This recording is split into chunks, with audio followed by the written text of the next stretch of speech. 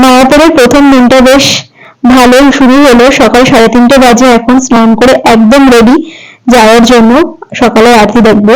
তো চলো যাওয়া যাক। তো দেখতেই পাচ্ছ একদম রাত এখনো, মানে ভীষণ ঠান্ডা এদিকে, মানে এত ঠান্ডা যে কি বলবো। তারপরে আমরা ওখানে গিয়ে আরতিটা দেখে নিলাম, ভেতরে ফোন অ্যালাউ ছিল না বলে আমি তোমাদের সঙ্গে শেয়ার করতে পারলাম না। তো চলো ওখান থেকে বেরিয়ে এখন প্রায় 5:30 6টা বাজে, দেখতেই পাচ্ছ চারিদিকে এখনো কুয়াশা কাটেনি, প্রচন্ড ঠান্ডা পড়েছে, কিন্তু আমরা খুব এনজয় করেছি। তো সেখান থেকে বেরিয়ে আমরা একটু গার্ডেনটা ঘুরে নিলাম।